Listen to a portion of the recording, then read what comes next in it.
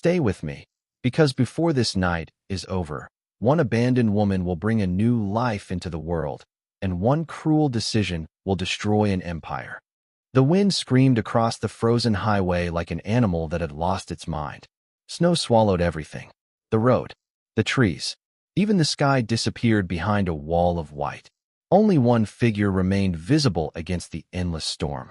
Eleanor Brooks stumbled forward, both arms wrapped around the enormous curve of her 8-month pregnant belly.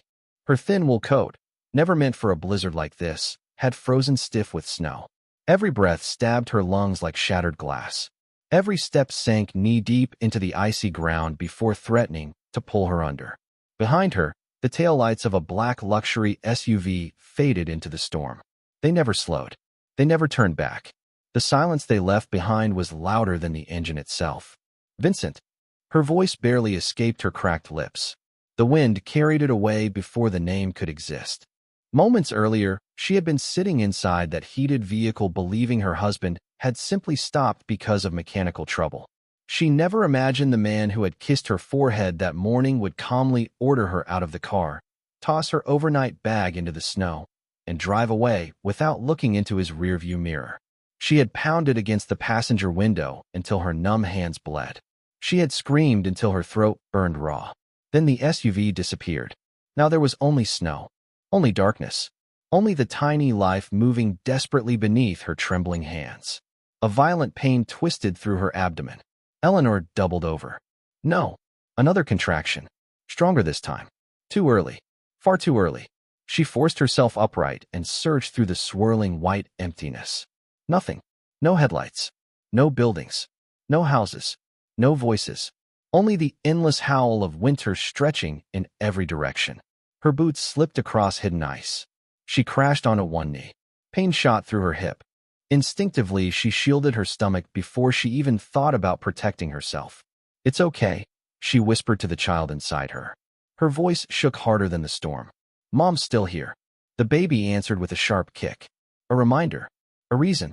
Another contraction slammed into her body without mercy. This one stole the air from her lungs. She cried out, but the blizzard swallowed every sound before it traveled more than a few feet. The labor had begun. Alone. Miles from help. The snow beneath her slowly darkened as drops of blood melted into the white surface. Far above, hidden beyond the storm clouds, the moon watched in silence. Time lost all meaning. Minutes became forever. The cold crept through her boots, climbed into her bones, and wrapped around her heartbeat. Then, somewhere beyond the curtain of snow, a faint orange light appeared. Small, uncertain, almost imaginary. It vanished, then returned, growing larger. 2 headlights slowly pierced the darkness, cutting through the blizzard with stubborn determination. The low rumble of a diesel engine echoed across the frozen highway. Eleanor tried to stand. Her legs refused. She lifted one trembling hand anyway, not because she believed someone would see her, because it was the last thing she had left. The truck rolled closer, its massive headlights illuminating the blood, the footprints, and the pregnant woman collapsing into the snow. Inside that truck sat a man who believed he was simply finishing another lonely night on the road. Within the next few minutes, he would save 2 lives. And without knowing it, he would begin the downfall of the millionaire who had left them there to die. 48 hours earlier, Eleanor Brooks believed she had one of those marriages people quietly envied. From the outside, her life looked flawless. She lived in a glass mansion overlooking the Colorado mountains. Luxury cars filled the driveway. Charity magazines called her husband one of America's most influential real estate visionaries. Every photograph captured the same perfect image: a successful millionaire, his beautiful pregnant wife, and the promise of a growing family. Pictures never showed silence. They never showed fear. They certainly never showed what happened after the cameras stopped flashing. Eleanor stood in the spacious kitchen early that morning, carefully arranging fresh blueberries beside pancakes Vincent had always claimed were his favorite. At 8 months pregnant, every movement demanded patience. Her swollen ankles ached. Her back burned constantly. Yet she smiled as she placed another plate on the marble island. She still believed small acts of love could repair large cracks. The front door opened precisely at 7. Vincent Hale walked inside without looking at her. His tailored charcoal overcoat carried the scent of expensive cologne mixed with winter air. His phone remained pressed against his ear while he discussed another investment worth tens of millions of dollars. "Delay the acquisition," he said calmly. "We'll make a better offer after their stock drops." He ended the call. His eyes briefly landed on breakfast. "You didn't need to cook. I wanted us to eat together," Eleanor answered softly. "I have meetings." "You've had meetings every morning this month." Vincent loosened his tie with visible irritation. "Business doesn't stop because you're pregnant." The words settled between them like ice. Months ago, Eleanor would have apologized. Now she simply nodded. She had learned that arguing only created longer silences. Vincent poured himself black coffee, but ignored the breakfast she had spent nearly an hour preparing. Without another word, he walked toward his office overlooking the snow-covered valley. Eleanor watched him disappear behind the heavy oak door. She remembered another winter. 3 years earlier, he had laughed while helping her build a snowman outside their first home. He had kissed melted snowflakes from her eyelashes and promised they would grow old together. "I'll never let anything hurt you," he had whispered. She wondered when promises stopped meaning anything. Her phone vibrated. A message from her closest friend appeared. "Have you seen the business gala photos?" Eleanor frowned. She opened the link. The first image stole her breath. Vincent stood beneath crystal chandeliers with his arm resting comfortably around the waist of a younger woman. Lydia Cross, his executive assistant. Tall, elegant, confident. Her hand rested possessively against Vincent's chest. The second photograph hurt even more. They weren't posing. They were laughing, looking at each other the way married people were supposed to look. Comments flooded beneath the article. "Power couple. Future Mrs. Hale? They look perfect together." Eleanor stared at the screen until the words blurred through gathering tears. Then she noticed something else. The article had been published 12 hours earlier. Last night, the same night Vincent had texted her that an emergency board meeting had forced him to work late. Her stomach tightened, not from heartbreak, from the baby. A sharp kick pressed against her ribs, as if the little life inside already sensed the truth she had spent months refusing to face. The nursery upstairs was almost finished. Tiny blankets waited neatly folded. A wooden crib stood beside the window. Every corner of that room had been built on hope. Downstairs, Vincent emerged from his office carrying car keys. "We're leaving tomorrow," he said without emotion. "For where?" "A mountain resort." Eleanor blinked in surprise. "A vacation? You need fresh air before the baby comes." For the first time in weeks, he almost smiled. And against every warning inside her heart, she believed him. The drive into the mountains began just after sunrise. Fresh snow covered the winding highway in a blanket so white it almost hurt to look at. Pine trees bowed beneath the weight of winter, their branches glittering under a pale December sky. Eleanor rested one hand on her belly while the other traced circles on the fogged passenger window. For the first hour, neither of them spoke. The silence wasn't peaceful. It was calculated. Vincent kept both hands on the steering wheel, his expression unreadable behind expensive sunglasses despite the cloudy morning. Soft jazz played through the speakers, filling the empty spaces where conversation used to live. "You've been quiet," Eleanor finally whispered. "I'm driving. You've barely said 10 words since yesterday." "I said we're taking a vacation." His answer ended the discussion before it had truly begun. Eleanor looked back out the window. She wanted to believe this trip meant something. Maybe he had seen the hurt in her eyes. Maybe he regretted the photographs. Maybe he wanted to save what was left of their marriage before their daughter entered the world. Hope had a dangerous habit of disguising itself as reason. Nearly 3 hours later, the highway narrowed into an isolated mountain road. The vacation resort never appeared. Instead, Vincent turned onto an unmarked service route surrounded by towering pines. The GPS lost its signal. Her phone followed seconds later. "No service," she murmured. "It'll come back." The road became rougher. Snow piled higher against both sides of the SUV. Not another vehicle passed them. Not a single cabin stood within sight. A knot tightened deep inside Eleanor's chest. "Vincent. I thought the resort was farther south." "It is." She frowned. "Then why are we heading north?" He didn't answer. The engine slowed. The SUV rolled to a stop beside an empty stretch of frozen highway where the wind carved sharp lines across untouched snow. Vincent shut off the engine. Everything became unnaturally quiet. He reached into the back seat. pulled out her overnight bag, opened his door. "What are you doing?" Eleanor asked. "Get out."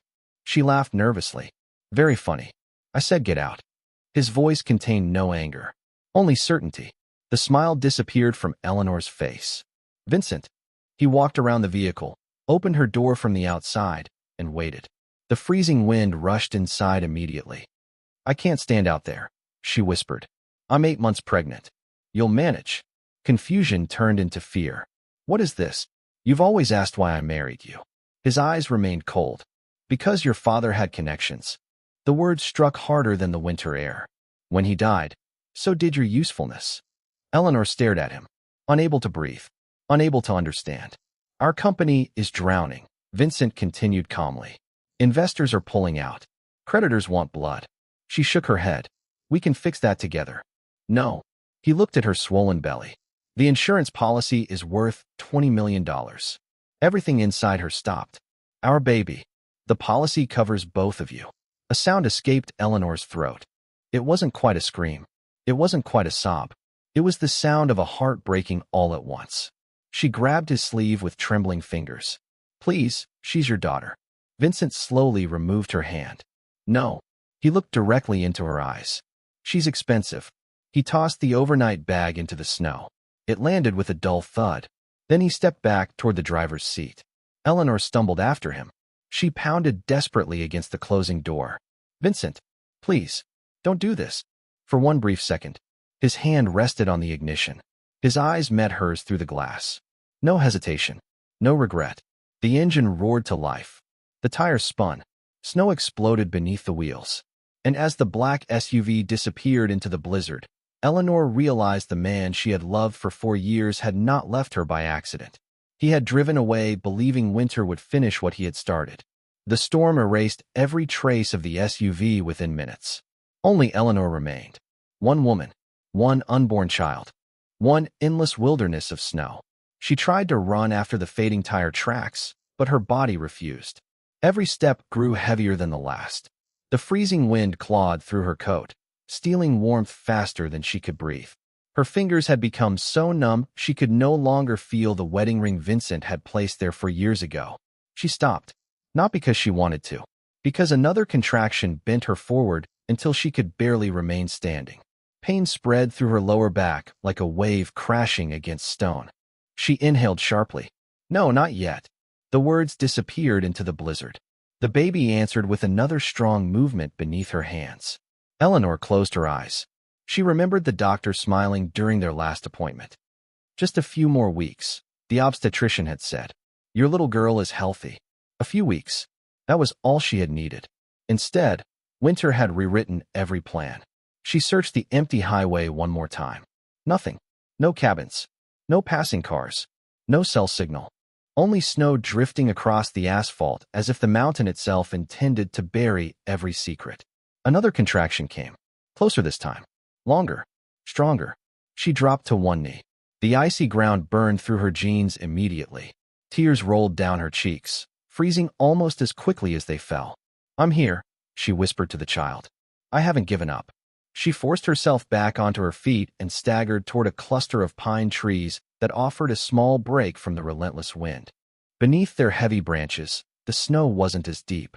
It wasn't shelter, but it was enough. Minutes blurred together. The contractions came faster. Each one stole another piece of her strength. Her breathing became the only rhythm she could control. In, out, again. She focused on that rhythm because everything else had become impossible. Then she realized the moment she had feared was no longer approaching. It had arrived. Labor could not be delayed. Not by fear. Not by snow. Not by betrayal. Nature moved forward whether the human heart was ready or not.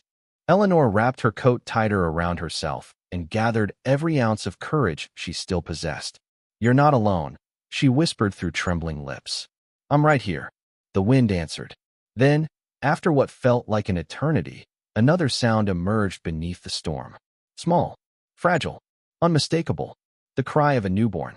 For one suspended heartbeat, the entire mountain seemed to fall silent. Eleanor stared down through tears she could barely see. A tiny face, tiny fingers, a life that refused to surrender. She laughed and sobbed at the same time. "Hello, sweetheart." Her voice cracked. "You made it." She held her daughter as close as she could, wrapping the infant inside every layer of clothing she still had. Her own body shook violently from exhaustion and cold, but she barely noticed anymore. Nothing mattered except keeping the little girl warm, keeping her alive. The blizzard, however, showed no mercy. The temperature continued to fall. The wind grew even louder. Darkness slowly crept across the mountains as afternoon surrendered to evening. Eleanor looked toward the empty highway one final time. Her vision blurred. Her strength faded. Then, far beyond the curtain of blowing snow, two distant headlights appeared once again. This time they didn't disappear. The deep rumble of a diesel engine rolled across the frozen valley, growing louder with every passing second. Someone was coming, whether it was hope or the final witness to their last moments. Eleanor no longer had the strength to guess. The diesel engine growled through the blizzard long before the truck came into view. Its headlights sliced across the white darkness, searching for a road that had nearly vanished beneath fresh snow. Behind the wheel sat Owen Mercer. To anyone who might have passed him, he looked like another middle-aged truck driver finishing a lonely winter route. A thick flannel jacket, weathered work gloves, a faded baseball cap pulled low over steady blue eyes. Nothing about him suggested private jets, skyscrapers, or a logistics empire worth billions of dollars.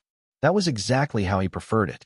Ever since inheriting Mercer Freight Systems from his late father, Owen had kept one tradition alive. Several nights every winter, he drove one of the company's trucks himself.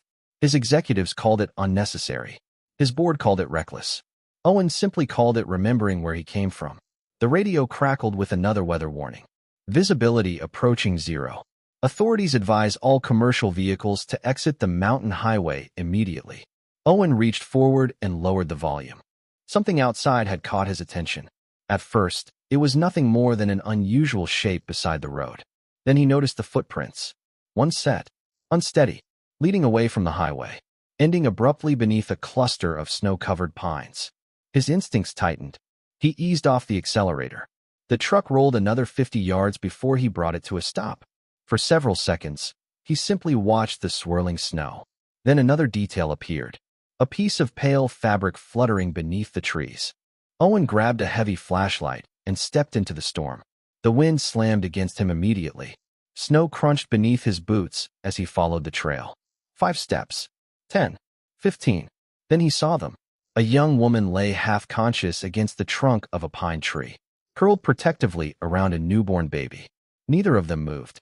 For one terrifying heartbeat, Owen feared he was too late. "Ethan," he whispered instinctively. His younger brother had died decades earlier after being trapped in a snowstorm only a few miles from this very highway. The memory had never stopped haunting him, not for a single winter. He hurried forward and dropped to one knee. The baby released a faint cry. Relief flooded through him. "Easy," Owen said softly. "You're safe now."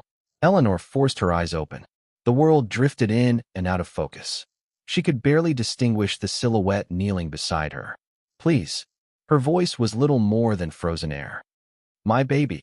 Owen removed his insulated coat without hesitation and wrapped it around the tiny infant before covering Eleanor with thick emergency blankets from his roadside kit. His hands moved with calm precision. Years on the road had taught him that panic never saved anyone. Action did. He checked the baby's breathing. Then Eleanor's pulse. Weak. Dangerously weak. "We're leaving," he said firmly. "You hear me?" She tried to answer, but only managed the slightest nod. Lifting both mother and child required every ounce of strength he possessed, yet he never hesitated. Snow whipped around them as he carried them toward the truck. Inside the heated cab, warm air slowly replaced the deadly cold. Owen radioed dispatch. "This is Unit 7. His voice remained calm. "I need emergency medical support immediately. Female, late 20s. Severe hypothermia. Newborn delivered in the field." There was a brief silence. Then the dispatcher answered. "Understood, Mr. Mercer." The title escaped before anyone could stop it. Eleanor's tired eyes opened slightly. "Mercer?" She barely recognized the name. But across Colorado, everyone else did. The truck pulled back onto the highway. Neither Eleanor nor the tiny girl knew that the quiet driver guiding them through the storm wasn't simply taking them to a hospital. He was driving them toward the man powerful enough to change the ending Vincent Hale had already written for them. The emergency room doors burst open just before midnight. Doctors and nurses rushed toward the incoming stretcher as snow melted across the polished floor behind Owen Mercer. Orders echoed through the trauma bay. Monitors beeped. Bright surgical lights flooded the room. Core temperature is dropping. Newborn is breathing. Move them both now. Within seconds, Eleanor and her daughter disappeared behind swinging doors. The corridor fell silent. Owen remained exactly where he stood. His coat was gone. His boots were soaked. Tiny traces of blood still stained one sleeve. A young nurse approached him with a blanket. "Sir, you should sit down." "I'm fine. You've been exposed to this weather for hours." He accepted the blanket only because she insisted. His eyes never left the operating room doors. Nearly 40 minutes passed before an exhausted physician finally stepped into the hallway. "The mother is stable." Owen released a breath he hadn't realized he was holding. "And the baby?" "A fighter." The doctor smiled for the first time that night. "They both are." For most people, that would have been the end of the story. For Owen Mercer, it was only the beginning. He thanked the physician, stepped into a quiet corner of the corridor, and removed a simple black phone from his jacket pocket. There was only one contact marked with a single letter. "A." The call connected before the second ring. "This is Abigail. I need your team." A brief silence. "No questions." "No." "Good. I'll have investigators and legal counsel airborne within the hour." She already understood. That was why she had spent 15 years serving as chief legal officer for Mercer Freight Systems. If someone abandoned a pregnant woman in that storm, Abigail continued calmly, "This isn't negligence." "No." Owen stared through the hospital window at the blizzard outside. "It was intentional. I'll find out who." The call ended. Less than 10 minutes later, another began. "Marcus." A deep voice answered immediately. "Yes, sir. Pull every traffic camera within 50 miles of Highway 87. Time frame. Today. What are we looking for?" "A black luxury SUV." Marcus paused. "You already have a plate number?" "Not yet. You'll have one." The second call ended. Then came a third. By sunrise, former detectives, digital forensic analysts, insurance specialists, and private investigators across 3 states were quietly working on one assignment. Identify the man who left a pregnant woman to die. No press releases. No headlines. No public announcements. Only facts. Only evidence.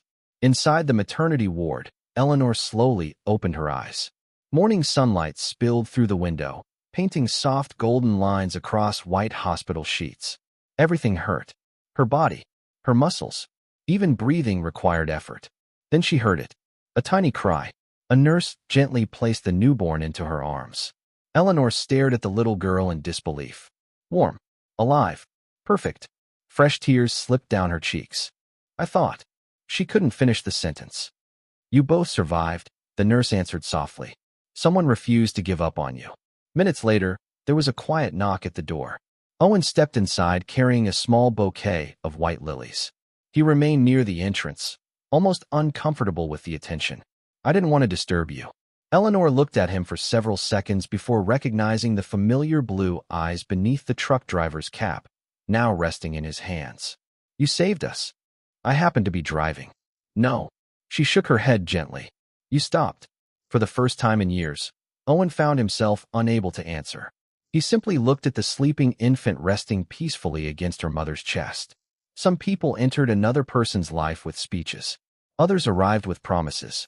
Owen Mercer entered theirs with neither. Instead, he carried something far more dangerous than revenge. He carried patience. And somewhere, without realizing it, Vincent Hale had already become the target of the one man who never acted until every piece of the truth belonged to him.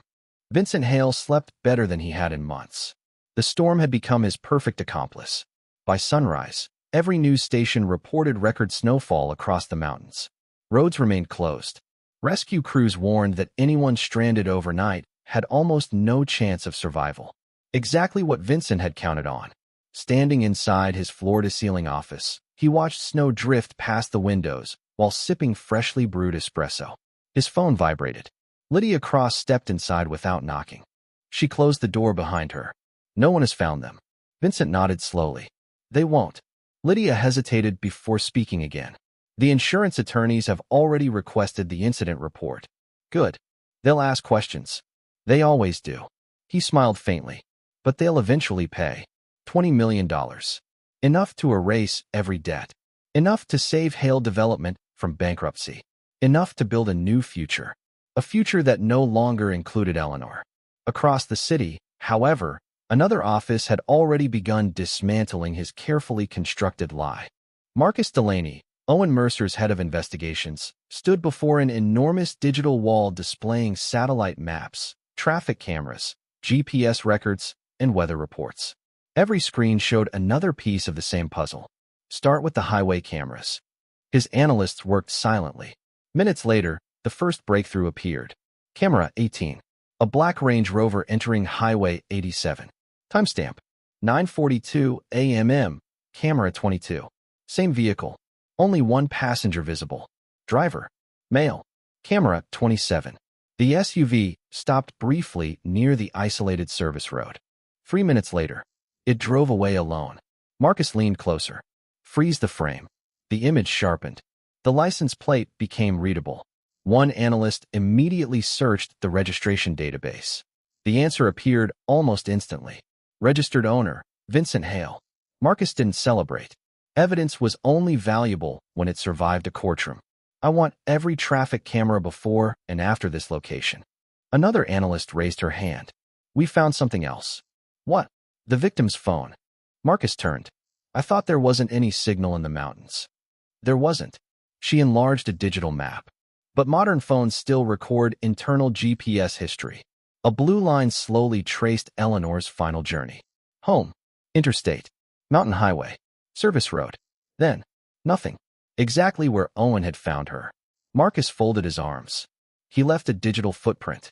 And it gets worse. She opened another file. The SUV's navigation system synchronized with the manufacturer's cloud server. Another map appeared. The route matched Eleanor's phone exactly. Departure. Stop. Return. Without a passenger. Silence filled the room. One investigator finally broke it. He practically documented the crime himself. Marcus nodded once. People think money hides mistakes. He looked toward the growing evidence wall. It usually just records them in higher definition. Meanwhile, at the hospital, Eleanor slowly rocked her sleeping daughter beside the window. The snow outside had finally stopped. For the first time since the nightmare began, sunlight touched the mountains. Owen entered quietly. No visitors today? She smiled weakly. I don't think anyone knows I'm alive.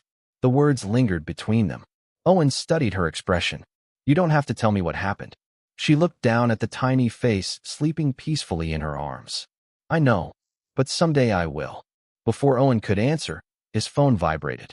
One message. From Marcus. Vehicle identified. GPS confirmed. Multiple camera hits. Building timeline now. Owen locked the screen without replying. His expression never changed. He simply looked through the hospital window toward the distant mountains where the storm had nearly claimed 2 innocent lives. Vincent Hale still believed winter had erased every witness. He didn't realize that roads remembered, satellites remembered, machines remembered, and unlike frightened people, evidence never accepted bribes, never forgot details, and never stopped telling the truth. 3 weeks later, Vincent Hale walked into what he believed would be the most important press conference of his career. Television cameras lined the ballroom. Reporters filled every seat. Flashes exploded as he stepped onto the stage wearing a tailored navy suit and the confident smile that had helped him build a fortune. Behind him, a giant screen displayed the logo of Hale Development. Ladies and gentlemen, Vincent began. Our company has endured difficult circumstances, but today marks a new beginning. He never reached his second sentence. The ballroom doors opened. Every head turned. A woman dressed in a simple cream-colored coat slowly entered the room. She carried a baby wrapped in a white blanket. Beside her walked Owen Mercer. The room fell silent. Vincent's smile vanished. His face drained of color as if every drop of blood had disappeared at once. It wasn't possible. He had watched the blizzard swallow her. He had convinced himself no one could survive. Yet there she was, alive, holding the daughter he had already counted among the dead. Camera shutters erupted like machine gun fire. Eleanor. His voice cracked. She didn't answer. She simply kept walking until she stood a few feet from the stage. The baby slept peacefully in her arms. Owen remained beside her, calm as ever. No anger, no dramatic gestures, only quiet certainty. A woman in a dark suit stepped toward the podium. Abigail Foster, Chief Legal Counsel for Mercer Freight Systems. She placed a slim folder on the lectern. "We apologize for interrupting today's announcement." Her voice carried effortlessly through the silent ballroom. "But this event concerns matters of significantly greater public interest." The giant screen behind Vincent suddenly changed. His company logo disappeared. A highway traffic camera appeared instead. Timestamp, date, location. The footage played. Vincent's black SUV entered the mountain highway. Another clip followed. The same vehicle stopped beside the isolated service road. Another. The SUV driving away. Alone. A quiet murmur spread through the audience. Then another image appeared. A GPS map. A blue line tracing every mile Vincent had driven. Departure.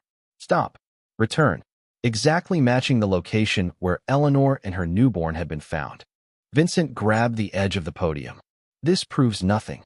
Abigail nodded calmly. "You're correct." She pressed a small remote. "It doesn't." A new image filled the screen. An insurance policy, issued only 6 weeks before the trip. Beneficiaries: Vincent Hale. Coverage: $20 million. The room became perfectly still. Reporters stopped taking notes. Even the photographers lowered their cameras. Abigail continued. "Our investigators also recovered cloud-synchronized navigation records, phone location history, deleted financial communications, and electronic correspondence establishing severe corporate insolvency." She paused deliberately. Together, they establish motive, planning, and opportunity. Vincent's breathing became uneven. Lydia Cross quietly stood from the front row. Without looking back, she walked toward the exit. He called her name. She never stopped. The silence hurt more than any accusation. Then Eleanor finally spoke. Not loudly, not emotionally. "I begged you to save your daughter." Every microphone in the room caught her words. "You looked at us." She held the sleeping baby a little closer and drove away. No one moved. No one interrupted. Some moments were too heavy for applause, too devastating for outrage. Outside, police vehicles rolled quietly into position. Inside, Vincent Hale remained frozen beneath the glow of television lights, surrounded not by enemies, but by the undeniable weight of his own decisions. Because the truth had arrived exactly the way Owen Mercer preferred. Patiently, completely, and with nowhere left to hide. 1 year later, the mountains looked different. The same peaks that had once echoed with a blizzard now stood beneath a clear blue sky. Wildflowers covered the hillsides where snow had nearly buried 2 innocent lives. Nature had quietly moved forward. So had Eleanor Brooks. She stood on the wooden porch of a small lakeside home, her golden hair dancing in the summer breeze.